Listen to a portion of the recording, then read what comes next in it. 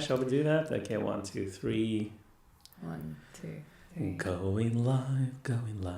You're live. Good afternoon and welcome to a Grace Westminster Friday live stream. I'm here in the flesh. She's real. I am real. Yes, I'm not a fabled myth, as some may suggest. She used to be a host of this show. Now she's a guest, a special guest. We don't see her very often here.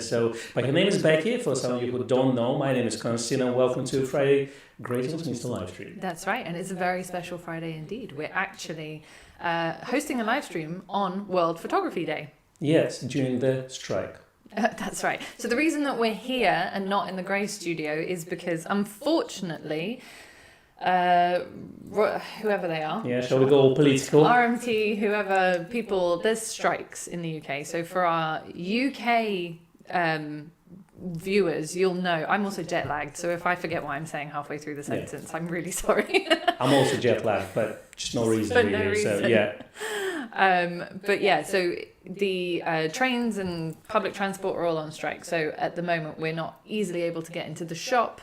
There is an echo on the sound, apparently. Okay. How do we fix that? How do we fix the echo? That's a good question. So Maybe it's because of the two of us. we have two mics. We can try one mic. We could. Shall I unplug mine and see what happens? I can switch you off. Why don't I mute it? Is that how you work? Okay. And then we put one here, like this. And then we'll just deafen you while we thunk the microphone down. So you're going to hear a bit of reverb, but that's fine, isn't it? Yeah, so, that's just the acoustics of the room.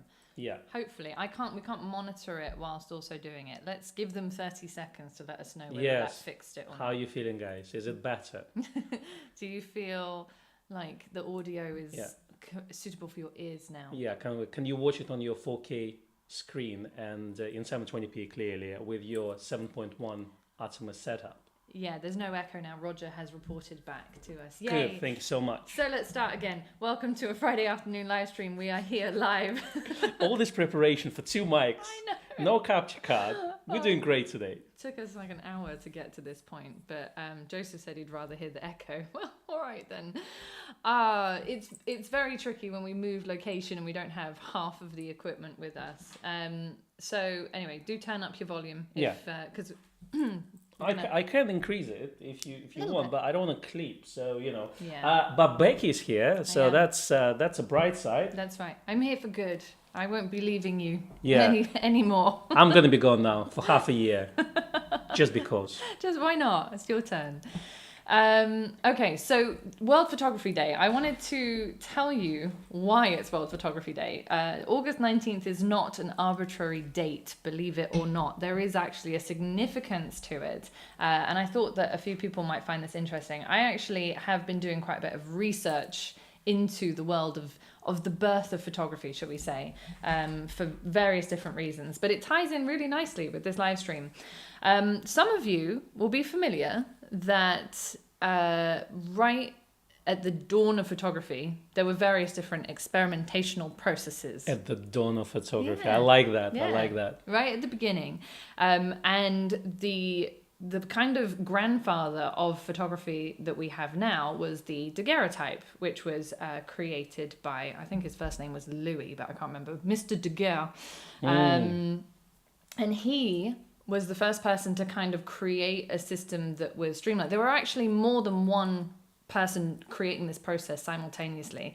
And there's a great guy called Michael, I think it's Robinson, who has these very long, if you've got a couple of hours to spare, he's got these really long talks on YouTube about daguerreotypes and the process. But essentially, don't watch us, just go watch him straight away. His website is called the Century Darkroom, and he still to this day produces daguerreotypes. I was put onto him by one of the curators at the Victoria and Albert Museum, believe it or not. Okay. When they were getting their photography exhibit set up, which is still in the works, but they're creating this huge photography exhibit in the V&A Museum, which is in South Kensington in London for the non-UK people that are watching. I told her about my interest in daguerreotypes, and she said, my friend Mike Robinson is a daguerreotype photographer. You should get in touch with him. He's the guy. He's the guy. So I did, and then he sent me all these links and lots of information. Anyway, so the daguerreotype was essentially a metal plate coated in silver, then coated in various different chemicals, and then put in a box, exposed to light. It needed to be, usually exposures could be anything from 5 to 30 seconds. And as chemical processes were refined, the exposure time got shorter and shorter. But that's why all the Victorian poses that you see are very serious, because they had to stay still and you couldn't smile for 30 seconds. Yeah, it's straight. a long exposure, basically. Imagine just sitting there for 30 seconds like this. So they kept everyone very serious in positions. They even had these really horrible, like, contraptions to hold people's heads in place and stuff like that. They loved contraptions back in the day. Just anything, they just use contraption for everything. But I can tell you, my niece can hold a smile for 30 seconds. She can. It's like, take a picture, she's just like this. She already ready. Camera is not out. She's ready. Wow, I can tell you that. That's impressive. In order to encourage people to stay still for a length of time, photographers would actually have usually a bird in their studio. And that's where the watch the birdie or look at the birdie came from, for those of you that know that. I thought you were sarcastic when you said you actually know why Photography Day exists. I thought you were joking. No, I'm deadly serious. Wow. So she had too much time on holidays, I think. Too much. This is research that's been going back well over a year.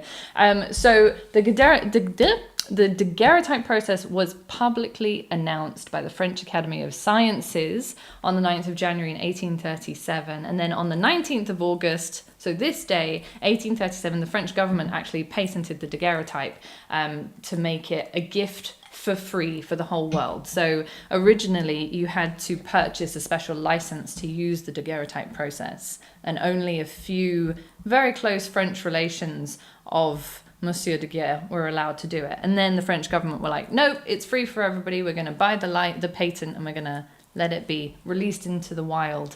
And that was where it took off from. So we should thank French for photography. That's Thank right. you, French people. Thank you, the French government, for this gift. Yeah.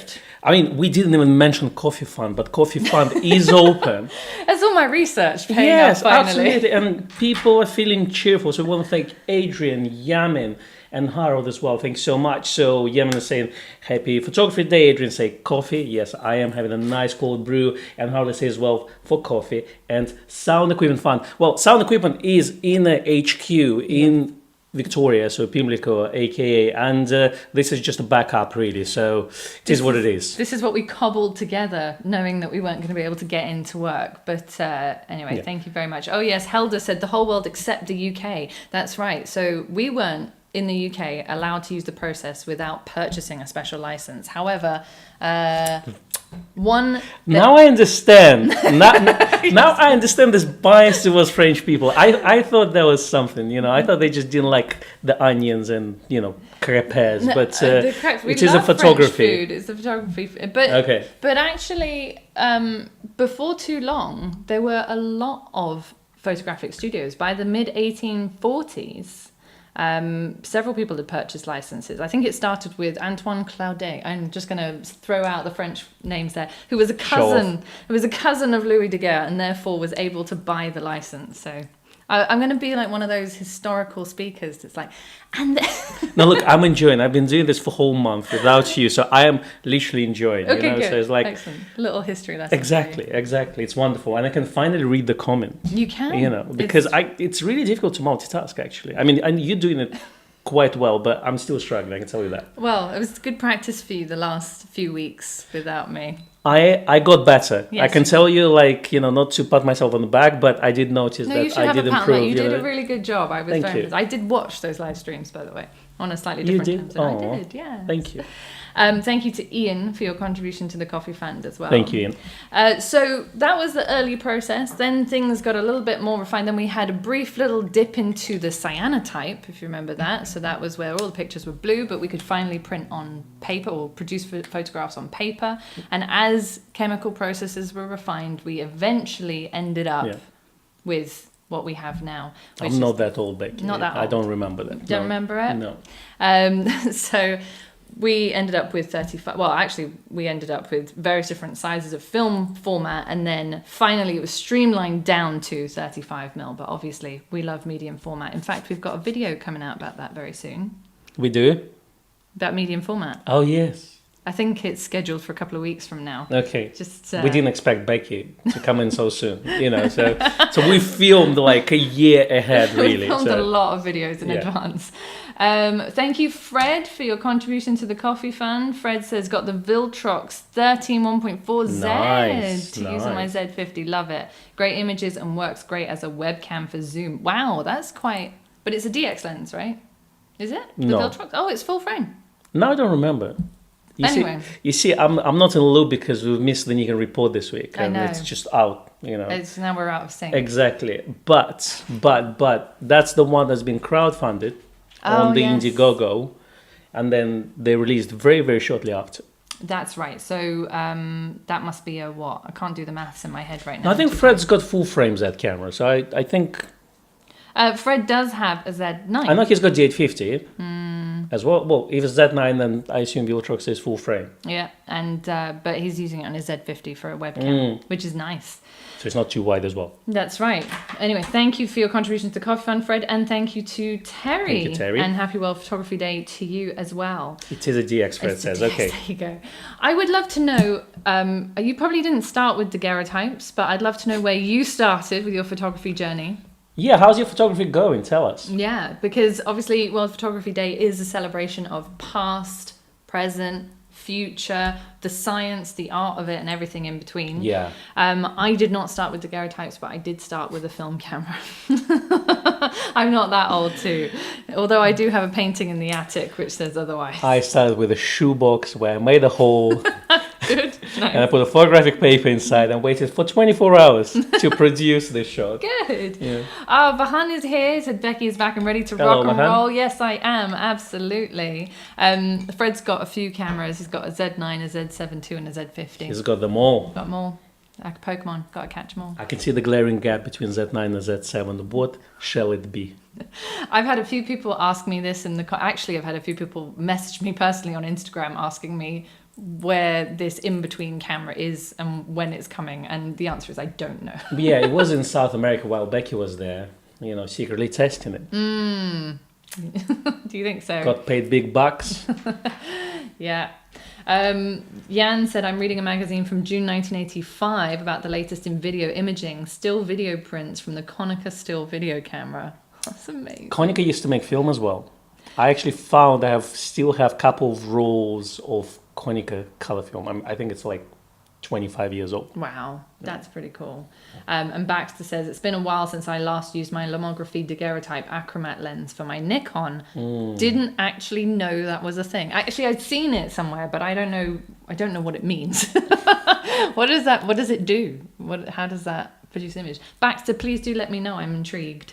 Thank you, Jean, for your contribution to the Coffee Fund. And John says, I started in 1975 with black and white. Gary started with a Kodak Instamatic. I had some Kodak, I can't remember what brand it was now. It's probably worth a fortune now. Like one of those little reloadable point and shoot Kodak cameras. But you know how everything's gone up in price? Yeah, it was called Contax T2, I think. Yeah. It wasn't a this Contax famous T2. Kodak camera, Contax T2. It was not a Contax T2. It was not that expensive, but it was my first camera with which you could reload. You could actually put film into it, not one of the throwaways, which I used to always get on holiday when I was a kid. Yeah, we didn't have point and shoot. We had Polaroid camera. I also had a Polaroid, yeah. But that was later. Yeah. The first one was Zenith. How old were you when you shot with that? Well, it was my dad's, so I don't know. I think when I actually got into photography, I think I was about 15. Right. Where I was actually interested in photography and reading about this. So, but yeah, probably my father had it for like at least 10 years before that. Wow. I have a distinct memory, and you're going to laugh. I have a distinct memory of being I must have been about 9. And I think it was 9 or 10. It was Christmas, and that's when I got that camera. And I remember going out and picking some flowers, right? It's all literally clicks right now, so it's all starting to make sense. That's right. Picking some flowers and making this arrangement and trying to do a still photograph of them. Really arty and edgy against some concrete, and that's what I was going for. That was, 20 25 years ago. And then someone gave you 24 to 120 G lens and... No, not straight away after that. But no, that was like my first I'm going to take really cool pictures. Tilly has something to say. Here we go. Exactly. Tilly wants to say her first experience with photography. And her first experience with photography was me taking pictures on my iPhone when we got her here. So. But you have a Polaroid of her, Instax. Yeah, that's an Instax, but you know what? That's an Instax printer. Oh no! It's brilliant. I'm telling you, it's so cool. It's much better than those Instax cameras because obviously Instax cameras, they're Instax. The lens is not very good. Yeah. So the images are not that great. But if you got the picture taken on your mirrorless camera, and you can send it into your phone, into the printer, and it comes out on Instax paper. So it's a photographic paper. It's not an inkjet or anything like this. So they look fantastic. It's brilliant. The shots actually look really good. I was admiring them on my way in. I was thinking, what Instax camera do you have? I couldn't quite figure it out. Yeah. So well, actually, I also got Instax wide. 300, but I haven't used it, still in the box. So I don't know why I bought it actually. Gonna sell it later. Yeah, but the print is brilliant, and I just went for wide because that's the biggest print you can get, really. So. It's something very satisfying about having those in your hand. I've had Instax minis of various shapes and sizes, and I've got the one that looks like a TLR now, which is very cute, but a pain to focus with. I mean, it's no Pentax 6.7, that's for sure. It's not. And you know what? I'm still shaking them. I know you don't need to, but it's just that feeling. It's a great feeling about it. But the thing about this is what we all forget about that photography should be really fun. Yes. More than anything else. Because Yeah. we all get I'm saying it all the time. Specifications, autofocus, focus point, Z8. Who cares? Honestly, as long as you enjoy it. Yeah. But I got this printer. Mm-hmm. Spent 3 days printing stuff out just because it was so much fun to do that. Exactly. And I think that's what's important. As long as you enjoy photography, it doesn't matter what you use. It could be the most expensive camera in the world. It could be a pinhole camera. As long as you enjoy it, that's all you need, really. That's exactly it. So I took away with me, and I haven't had the film developed yet, but I took away the Kodak Ecta H35 half frame. Oh, the new camera that came out, half frame camera. Okay, which is by the Kodak Rito company. Yeah, which color did you get? I got sand. Sand is like the beige one, yeah? It's like a light... No, it's not the dark brownish one. Yeah, it's kind of a beige. It's nice because it kind of matches the holiday feel. So if you thought the film is expensive, then you can buy a half-frame camera and suddenly instead of 36 shots, you get 72. That's right. And it was quite a lot of work to get to 72 shots because you have to bear in mind that when that negative comes out, it's going to have 2 pictures on it, and it's quite satisfying to have the 2 pictures be somewhat in sync with one another, if you know what I mean. So you really, you don't need to, but then you can be creative and you can literally create one image out of 2. So they would relate to each other effectively. Yeah, exactly. So we had a lot of fun with that. I honestly didn't want to take many cameras. I also took the ZFC with the 2 lenses, partially because I knew we were going to need it for filming, but also because the 50 to 250 is a very small lens, although... So annoying. I spent several mornings during the sort of peak season when birds would come down and go fishing on the docks and stuff. Yeah, they got fishing rods and everything. Yeah, the birds. Yeah, pelicans come out with their fishing. Yeah. And they look at you all right, mate? They're taking my photo. No, there were an incredible number of birds out there, and there were probably only 2 or 3 shots that I got. Sitting on their chairs, wearing those funky hats. And the vests. Mosquito covers. And the vests. Vests with lots of pockets. Lots of pockets is very important. What's interesting to me is the fishermen, the hunters, and the photographers. They love those vests, don't they? Love vests. That's right. It's very true, particularly wildlife. Anyway, and then on the last day, and a lot of the time they were out of range, even for the 250 lens. And then on the last day, I'd packed everything away. Our suitcases were waiting to be picked up. I couldn't get to them. And on that day, the pelicans were coming right to the edge. I mean, within touching distance. I could have taken so many great pictures. I don't know what they are. There's some blackbird with like a big forked tail swooping down. I was like, it's like you guys know I don't have a camera with me. And now you're here.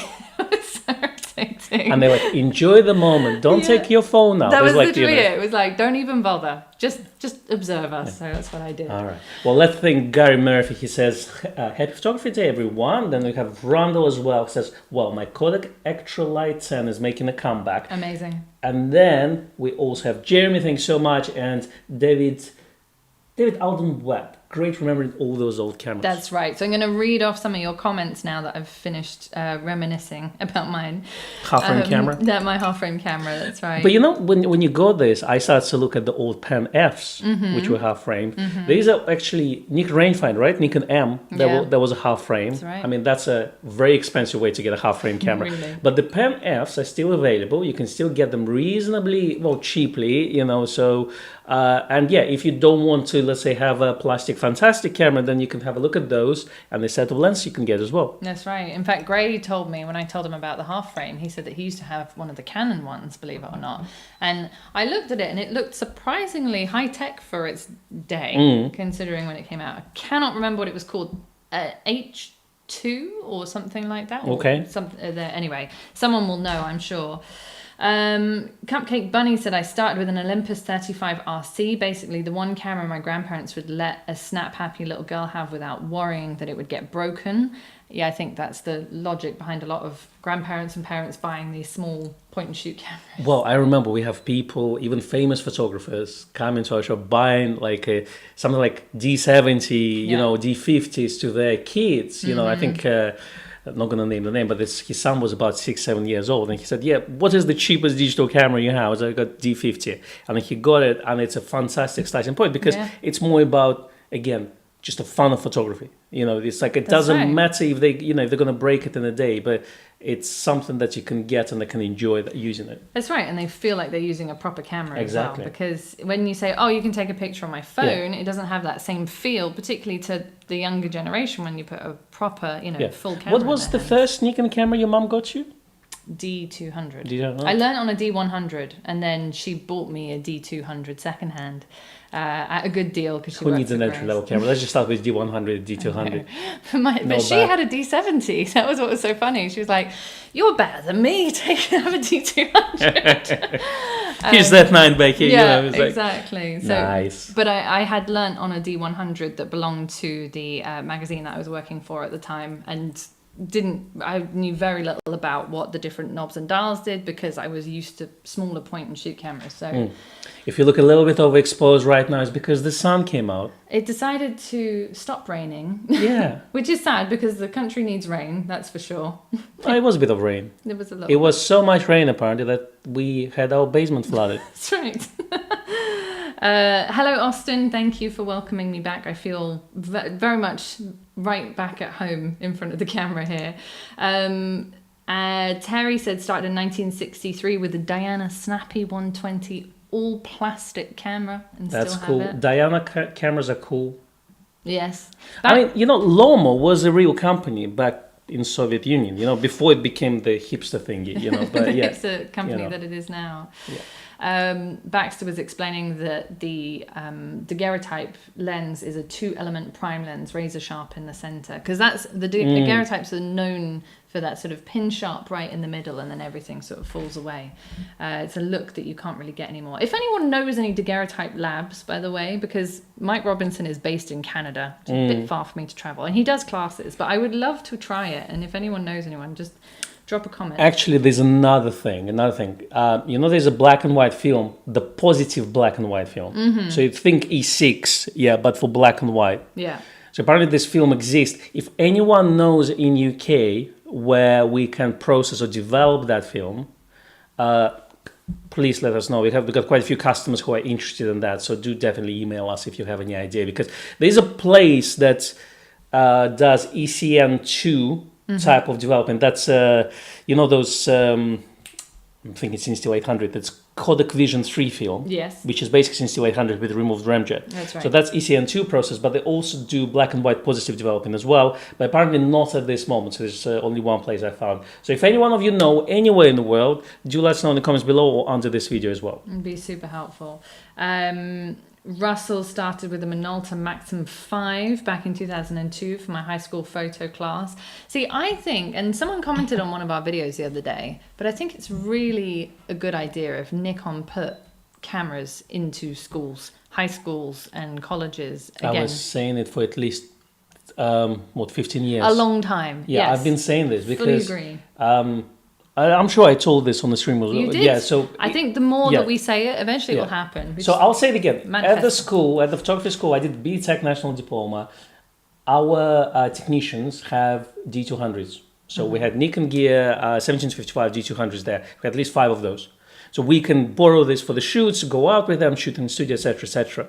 And they need to continue to do this because we need to give this equipment in the hands of new generation of photographers. For sure. Yeah. It's very, very important because as people will point out, once you start with a particular brand, if you're familiar with that brand, you'll usually stick with it. So it makes a huge amount of sense. And yes, obviously influencers and social media guys are a useful demographic in their own right, but really students of photography who want to do photography for either a living or for a hobby or for, just for the sake of producing something beautiful, then, it makes sense to have a camera. Yeah. Effectively, you will potentially get a client for life. Yeah. That's the thing. Exactly. And obviously nowadays it's much easier to switch from system to system, etc., etc. But there's a reason why we love Nikon, That's right. And even when they released the mirrorless cameras and we thought, well, it's a new interface, etc., they felt like Nikon cameras. And in terms of this, you can start to use whatever they have in there, and then eventually when you actually buy a camera yourself, then you'll say, yes, I want to buy a Nikon camera because I already know how to use it. Exactly. It's just much easier than learning a new system. Sam says, my college had a wall shelf full of Nikons to borrow. My uni had a small shelf with one blooming Canon. One Canon in a sea of Nikon. I wonder which one you went for, Sam.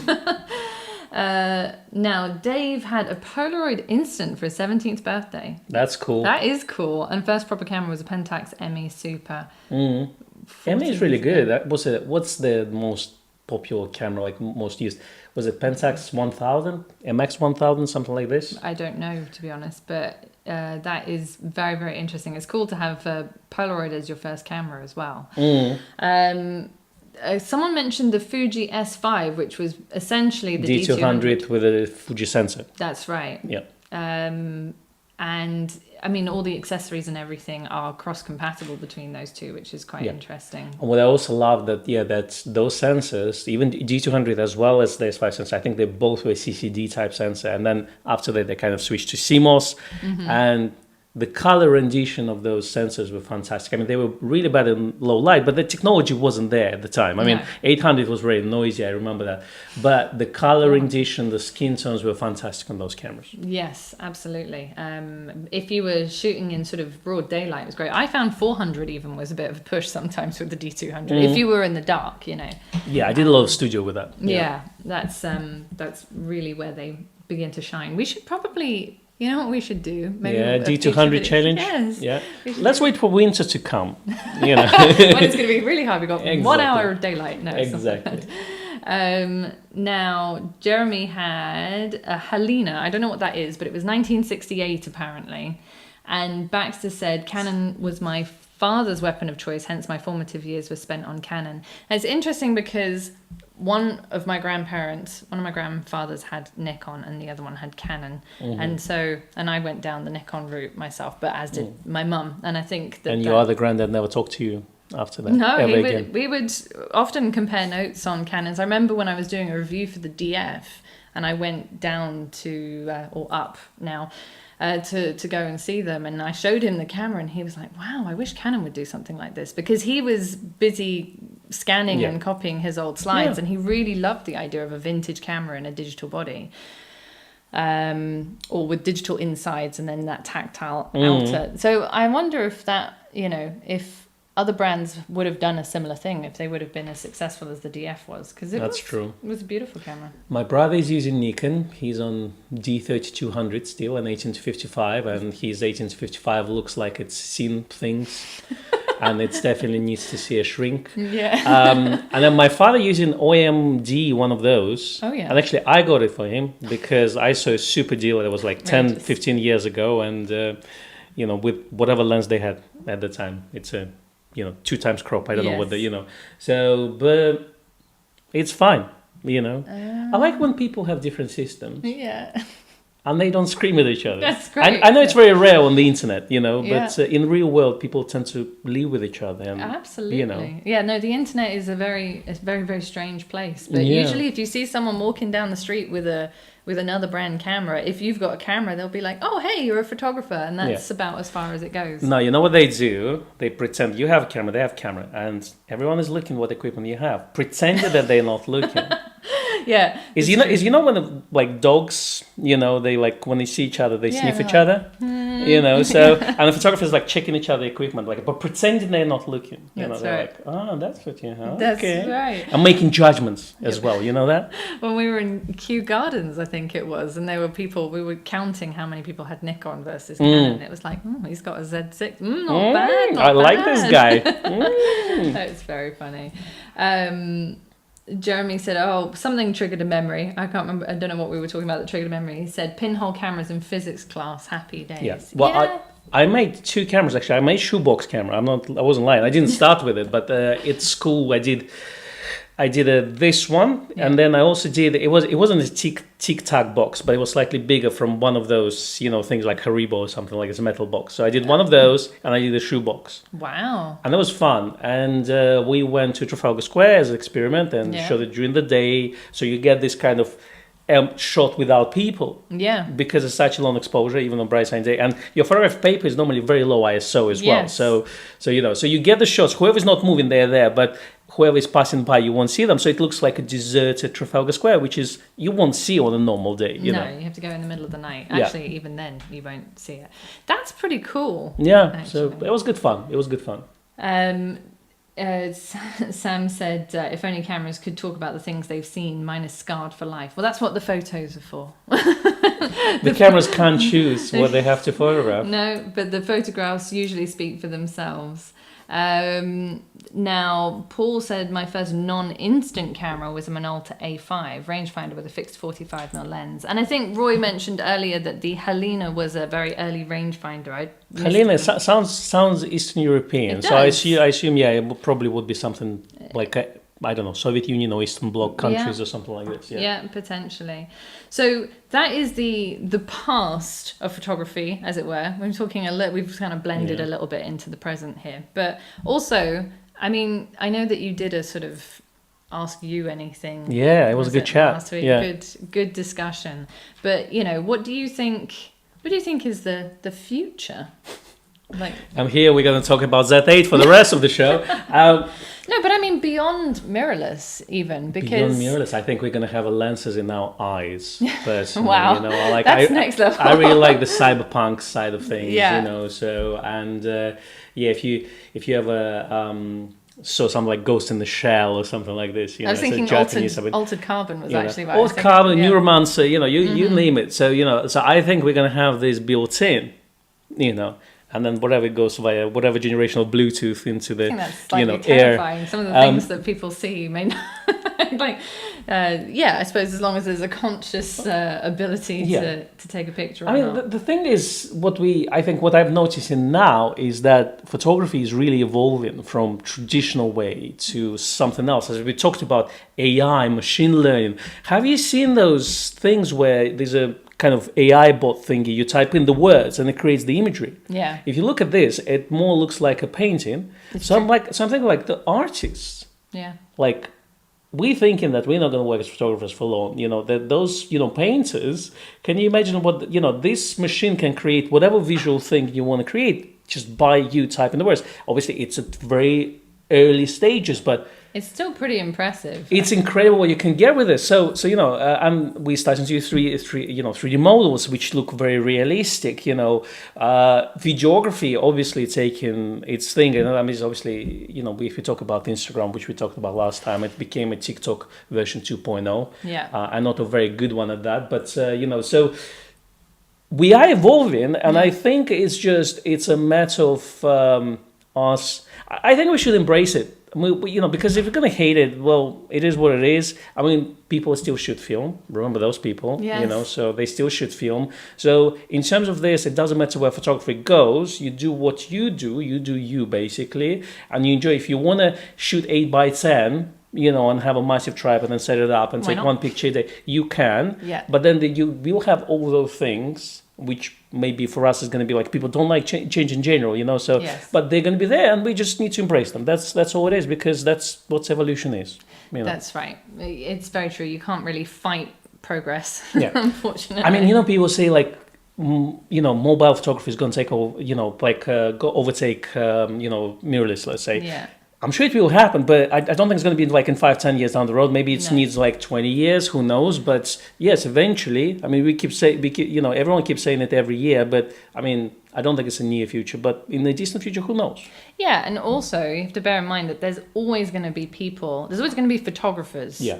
And I sometimes get those adverts on my social media where it's like, tired of lugging around your big camera, learn how to take professional photos with your iPhone. I'm never going to do that. No. Never, ever going to do that. I'm going to ban this user and report them. It's just is inappropriate content. It's an alien concept to me that Yeah. you would choose. And I know that people do make a career out of shooting on their phones, and Yeah. that's fine. That's for them. But at the same time, I don't think that photography, as we enjoy it, As we know is it, gonna, yeah. is gonna ever 100% disappear. Yeah, I can tell you. So I live in England since 2005, right? Yeah. And I spent a lot of time in Brick Lane. So this week on Wednesday, I met my friend from New York, and we went to Whitechapel Gallery, and I walked from London Bridge to Aldgate East Station, and I lived there. I lived there for 5 years. I did not recognize the place. Wow. All those big buildings, not skyscrapers, but the big everything is completely redeveloped. Wow. So lots of things changed, Yeah. and it's the same with photography. We talk about it, but if you think about yourself, like photography 15 years ago, yeah, we've started to work at Grace, 2008 or so, yeah, That's right. D200, Yeah. and where are we now? Yeah. Like, it's completely different. Totally. What's going to be here in 15 years? Yeah. Who knows? We're talking about Z9A. What's going to be here in 15 years? Yeah. It's going to be the same. I highly doubt it. I highly doubt it. And I mean, also looking at, for example, the Daguerreotype, there are still people that shoot with that 170 years later, right? So there are still, obviously it's a very tiny minority. You could probably count the number of Daguerreotype photographers on two hands, I would say. I know of 3 professional Daguerreotype photographers, and there's probably a lot more that I don't know about. But it's interesting that those processes and those things, although they constantly develop and change and evolve, they never fully die as long as there's someone who's still got an interest in it. Yeah. And that's why, we still shoot film, we shoot medium format. There are large format photographers out there. There are people still shooting as their daily cameras on D70s. Yeah. We talked about those a few weeks ago. Exactly. Guys doing, hello Tilly, guys doing events and stuff who use the D70. Oh, I'm getting a kiss Look now. at her. She's crushing this stream. She really is, but don't scratch my neck. Thank you, darling. You're gonna come. Yeah, you're gonna see Daddy. That's it. So it's all about Tilly now for It's the all rest about of the Tilly. show. Yeah. Exactly. But there are people who still use those earlier cameras that we might consider kind of old technology, but they're making a living from it. I mean, I know a wedding photographer that I saw not that long ago who was using D80s and D90s because his kind of look was that not super sharp kind of.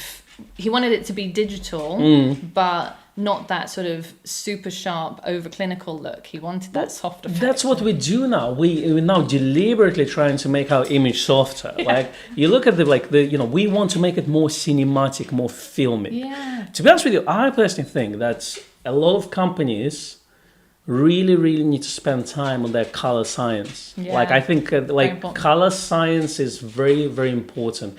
I had to play with Hasselblad the other day as well. So, nice. And the raw files from that looked very interesting to me. And if you compare it to something like with GFX, and it's the same sensor, the raw files look very different. And if you're actually looking at the true to life, I did find that Hasselblad files look more natural and more neutral. And it made me think okay, we can create those results in the post and stuff like this, but actually getting the color science right in the camera is, for a lot of photographers, especially professional photographers who don't want to spend time, on creating that look and get it straight out of the box, would be very interesting. That's why a lot of people should film, because generally you're not gonna edit your film that much in terms of color. That's right, and it can be valuable time for a professional. It's particularly when it's funny. I was reading an article by a wedding photographer, and she was saying, the expectation of the client is that you come home, ignore your family, and immediately, work on those photos so you can have them delivered same day or next day, when the reality is that, photographers have lives outside of the shoots that they do. Yeah, believe it or not. And that sometimes it might take a few days to get through a shoot that you've taken thousands of, particularly if it's something like a wedding. And you've also gotten very trigger happy and you've taken thousands and thousands of photos. It's going to take a little while, and you want to make sure that those pictures are perfect. So if you can get it as right as possible in camera, it saves valuable time afterwards. I think what the beauty of shooting film as well is you kind of, especially like if you go like with medium format, then you limit it to amount of shots. Like, on my Mi 7 and Pentax 6-7, you got 10 shots, right? Yeah. And on 645 format, you got 16 shots. Mm-hmm. You really have to choose what you're shooting. You really have to shoot the scene, 35 in a way feels like, you can spray and pray, and obviously when you go digital, you can just keep the shutter button on all the time. That's right. When you get to half frame, you're like, oh my gosh, what am I going to take 72 photos of? It's going to take me a year. Yeah. It was a challenge, actually. I can imagine that. Because you don't want 72 pictures of the same patch of beach and sea. You want it to be an interesting set. I mean, I like to sort of choose my subject for each roll of film that I shoot and have like this was this time period, this was this project, this was this location. I don't want like a bit here, a bit there. I know what you mean, and that's why actually I like medium format, because you got 10 shots. That's so your body of work. you can actually like, have you ever thought like sometimes with 35 film you feel stuck, that I have 100 film in there, and it's like I want to shoot in the dark, so I need 800 film, and then you're like, you just get more film cameras. You just buy more cameras, but but if you got one and you feel stuck with it, like I think once I had to actually rewind the roll, mark it like, okay, 16 frames and stuff like this. I've actually got a roll of the lomography. It's the one with the sort of enhanced reds. The red scale, yeah. Mm-hmm. 14 shots into that one, and then I had to roll it back because it was not what I wanted for the next location. That's a very, very like what we call FX film, And now I have to figure out what camera to put it in that I can then shoot those 14, blank 14 shots with the lens cap on. By the way, we got the lomography 800 waiting for you in the shop to test. Ooh, exciting! In this bright, sunny summer. I have to say thank you to Vince, because thank you, Vince. The comments are going well, and I haven't said thank you yet. He said, my wife occasionally says just a bit too loud, is their camera any good? which can be awkward. Could you imagine walking through Kew Gardens with someone and them going, see them, they've got a blah, is their camera any good? I can understand why that would be awkward. I mean, Pentax 6-7, that thing you will hear across the street, I can tell you that much. Yeah. And that's going to be on a busier road with cars. Yeah, in fact, you'll see or hear it very soon when our video comes out on that one, because it was kind of jokingly, when I press the shutter, the birds take off from the trees and the earth shakes. People die. But I actually terrified a deer that I was taking a shot of at the end of that video that went to run away because it was such a loud sound. Poor thing. Anyway, Phil says large format is even more exacting than medium format when it takes 10 minutes to set up one shot. Yeah. And I believe that.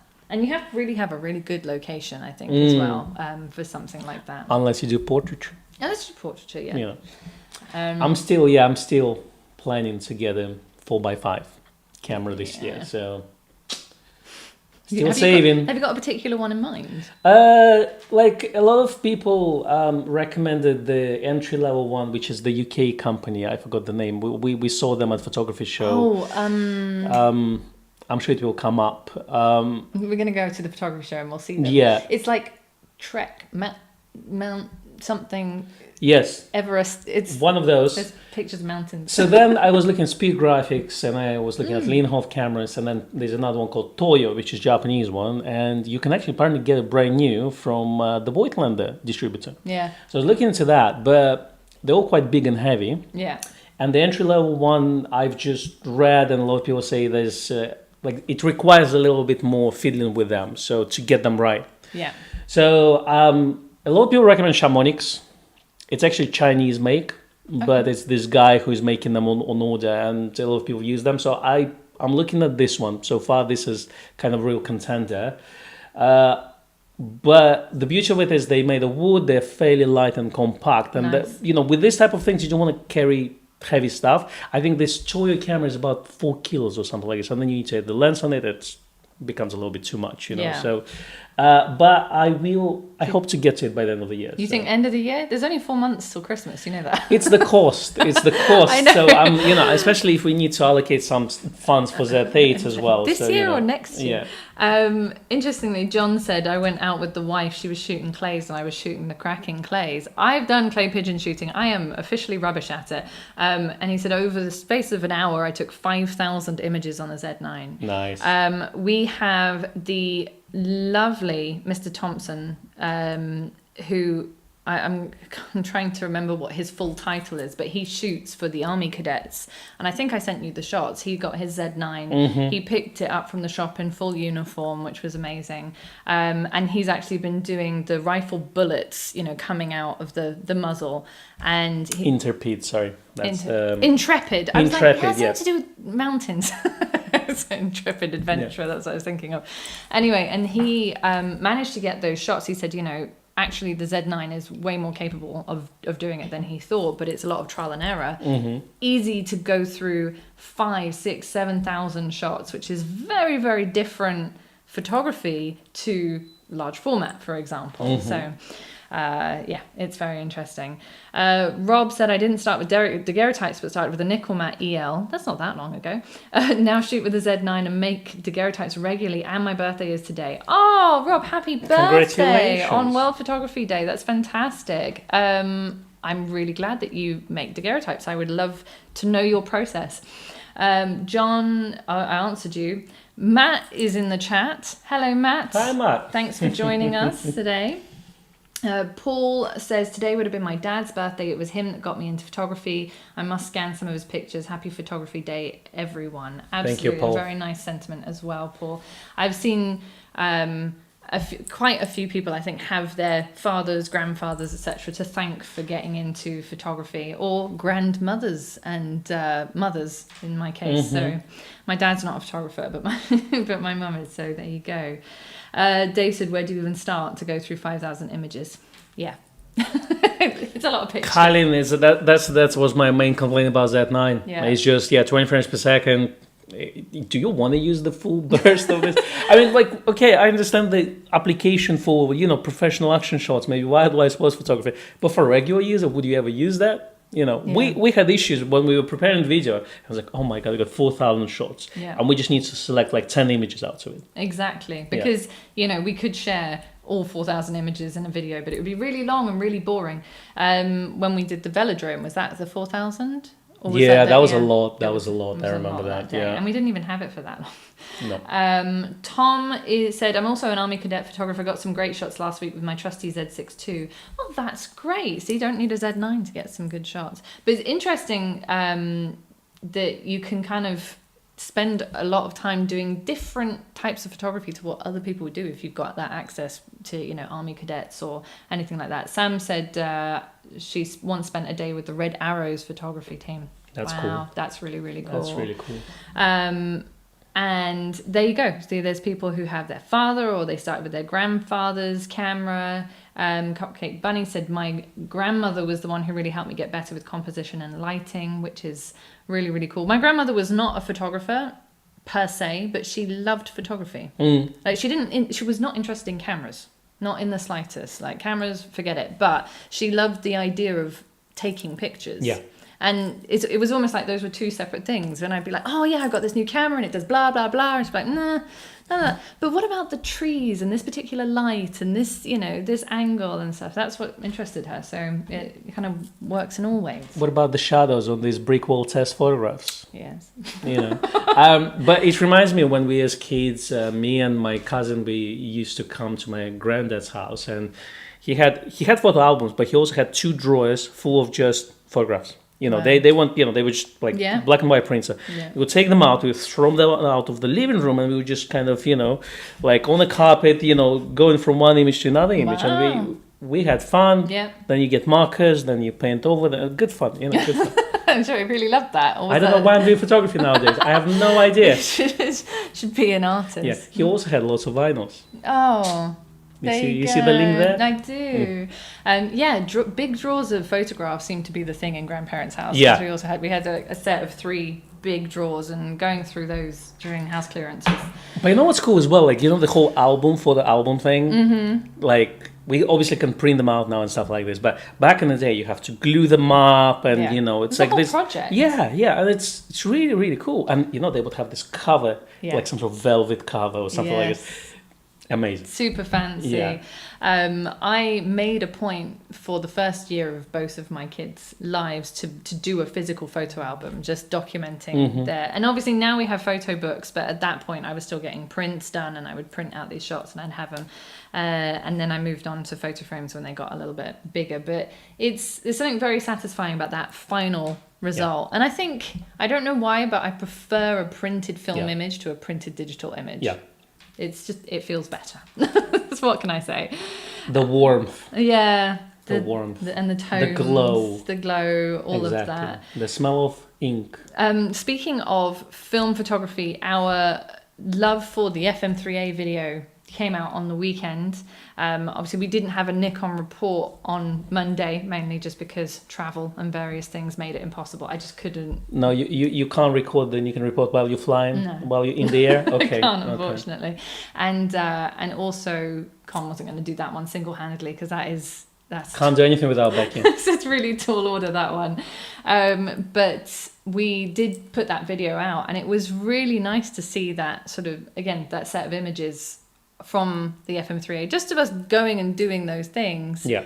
Because I've got lots and lots of shots from the FM3A. I could have shared many, many rolls of film, but I was like, no, it's just this location, this set of lenses that I used. And it was really nice, actually. Yeah, I enjoyed it. And a lot of people in the comments as well said, I've started with this, I had this camera, and then maybe I sold it, or maybe now I still want it back, and, lots of things. Obviously, lots of love for FM series cameras as well. So FM2 is probably the most popular camera of the bunch, and obviously a lot of people use FEs and FE2s. That's right. I think at some point we are going to do a live stream homage to all of those. We'll get it together. And we were thinking the other day, okay, we reached the Nikon F, so where do you go next? And then we thought, they still rangefinders to cover. Still rangefinders. I'm still trying to get hold of an affordable SP, if there is such a thing. No, I am looking at S3 myself. Oh, nice. And I'm thinking, well, shall I get the one from 1955 or 56, or shall I get the year 2000 edition? And obviously, year 2000 editions are quite expensive. Quite expensive. And we used to sell them brand new. That was about 10, 12 years ago. And I wish I would have the means to purchase at the time. No, so many things that I think, back 10, 12 years ago or 13 years ago, it would have been so great to buy some of these other things. Your phone's ringing. I know, it's the first time I hear it in a month. I didn't even know people had landlines anymore. Yeah, someone probably calling me stating that I had an accident, and stuff like this, and sell me insurance or something. Yeah, I get those at least once a day.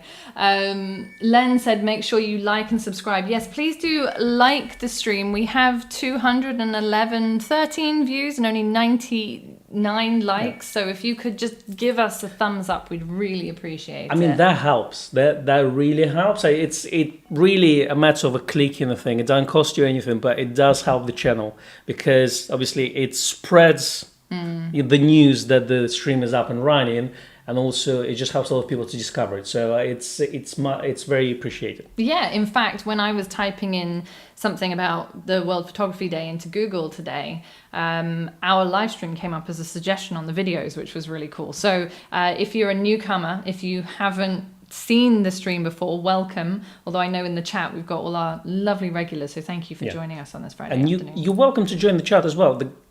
It's a nice bunch of people in there. They don't buy, so you're welcome to share your opinion. We don't like brand bashing, so that's the only thing we don't like. So but there's a lot of advice going there as well. So when you're just watching our videos, also have a look at the live chat, because a lot of the advice comes from there as well. Exactly, and as Chuck from AP Studio said, likes are free, folks. Just to click to support the channel. Exactly. It does help massively. I saw that Seth. Did I mention the coffee fund is open? I think you did. Did you see that Seth hit 10k subscribers? Oh, congratulations, Seth. Great. Fantastic. We're really glad. We love that channel as well. And all of these sort of, community creating channels, that's what we like. We don't like, as Con said, we don't like brand bashing. We like to kind of support the love of photography in general. And obviously we're Nikon exclusive at Grays.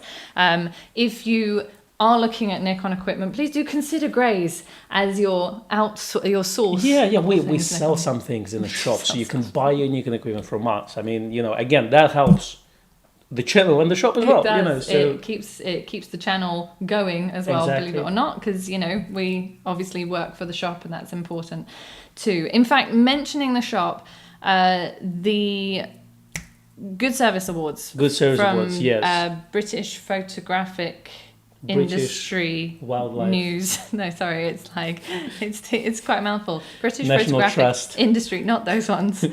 British Photographic Industry News, BPI News, are doing a Retailer of the Year Good Service Award. So if you would consider voting for us, please do so. You just have to tag them on social media or drop them an email. But we would hugely appreciate that as a shop, because obviously we like to deliver good service, and we hope that you receive good service from us. Vahan asked if that was cognac. It's too early in the day, but A bit early for that. no, it's cold brew. It's a cold brew, and it is very, very nice, very fruity. Very nice. Roger said he's polycamerous, which I like. So multiple cameras. And Dave said that we've supplied all of his Z gear bar one lens. Well, I'm very, very glad to hear it. Thank you very much. You should sell that lens, I think. Just one lens, and then just buy it from Grays. Exactly, and they just, Yeah, but we probably didn't have it. That's why. It's the only reason I can think of as to why. Obviously, the photography industry, like many, many industries over the last year, 2 years, 2.5 years, has gone through various ups and downs on supply and stuff like that. So, we don't hold it against you if you can't get something from us. But you know what? We've got about 30 boxes this week from Nikon. There was some nice things in there, like Z9s, 100s, 400s. Something else, I told you about the MBN 11 as well. MBN 11. Those things, I thought they were a myth, and they actually exist. I honestly had not seen one in the flesh. Yeah. So that's amazing. So I think we had one left, and that's probably gone now. But it is pretty amazing that deliveries are starting to come through. Someone asked earlier about Z9s. I mean, in the UK, the supply is improving massively. There was a kind of logjam for a couple of months, and we weren't seeing, but they're sort of going through bit by bit. So hopefully, if you were to order one today, fingers and toes crossed, you'd get it by the end of the year, which is not that far away. Christmas is coming. Dare I say. The winter is coming. Speaking of winter is coming, yes. Yeah, there's a new season out. Oh, I think that's starting this week. That's right. I'm looking forward to that. Looking forward to seeing some dragons. See some dragons. The expectations are not high after the last couple of seasons, so I'm hoping to be pleasantly surprised. To be honest, I'm just waiting for the book series to finish, because we're still stuck on. You're that person. I'm that person. I can tell it will never come out. It's terrible. I really hope that he fixes all the things they got wrong in the series with those last books. That anyway. I thought he had this engine, and then when people react, say, "Oh no, the engine is different." Yeah. Good old George R. Martin. Yeah. Richard said, "Are we friends in real life?" No, we don't talk to each other. The moment the camera is off, we just turn away and just leave. Exactly. No, we are. That's how it goes. It definitely helps. It's so. Let's see. Sam said, "Big wave to the she clickers." Yes, there are some. I hope there are some she clickers with us. That's for those who don't know, that is a group of female photographers. They do courses, they do workshops, they do even live streams and YouTube videos, and they are doing a judging panel shortly. I didn't know that. That's cool. There you go. That's she clicks for any female photographers who aren't part of that community. I know community. that Unlike Wonderland, they did a female walk as well. She Hearts film, Yeah, so that was cool as well. That's right. It's very, very important. I mean, we talk about this, but, guys, when it's a male-dominated kind of audience, It is. And it's nice to have women in, I think the more the merrier, because, look, I mean, it's I don't know. I think it's just nicer to have women around. I mean, Absolutely. We make everything better. Exactly. Vahan said, can I make a shameless plug? Yes, of course you can, Vahan. We have several really great channel presenters here. So we have Vahan from Vahography. We have Chuck from AP Studios. He also has a fantastic channel. We had Matt here earlier. I don't know if he's clocked out because time difference wise, this is it's quite late in brutal Australia for him. Yeah. But Matt Irwin, definitely go check out his channel. And although Seth isn't here today, I don't think, Seth, was it Silent Witness is the name of his channel? The Last Witness, yeah. So Last Seth Witness. Miranda at Last Witness. So there we go. there as well. So we've got some fantastic channels. Do definitely check them out. And obviously the She Clicks channel as well. I'm going to check it out. I haven't heard of that. So that's good to know. Yeah, thanks, Samantha. Yes. And we've reached an hour. We've gassed on for a full hour. Not bad. No. I can see you are full of energy. Yeah, you're fresh. I am. I've been doing it for years by myself. So, I'm... Poor you. Vahan's final plug was Monochrome Memoirs, which will be on the Vahography Talk live stream on Monday. That's 2 p.m. California Sounds time. cool. So that's Western US time. I can't figure out what that is in the UK. That's 8 hours behind. That's like 10 p.m. I think in UK time for anyone that is in the UK that wants to join that. We will see you on we've got a video coming out this weekend. Can't remember what it is, but it's coming out this weekend. Is that the medium format? Yeah, I think it's the medium. Yeah, okay. No, I think it's the 24 comparison one. Don't spoil it. We've got a lens comparison video coming out this weekend. We'll be back for a Nikon report next week. 2 weeks past, no news. So it's still going to be a short one. It's going to be a double whammy, but it'll still be short. And then we will have a live stream next week. Next week, we have an open day at the shop with Snapper Stuff with Helen Atkins from Snapper Stuff. Helen is so cool. She is very cool. She's originally a Canon and I believe Panasonic user, but she's the distributor for Think Tank in the UK. So she's going to be bringing along some stuff to the shop. There are some slots open for that. If you're not subscribed to our newsletter, then make sure you are so that you can get updates on how to book your slot. And we're going to do a live stream with her too. Are we? Yes. Here we go. You now. just thought I'd let you know live. Surprise. Okay. So anyway, stay tuned for all the news. We are so grateful for you joining us today. We'll see you. Much appreciated. Yes. Thank you for your contributions to the Coffee Fund. And we'll see you next week. Have a great weekend. Bye-bye. Bye. Bye.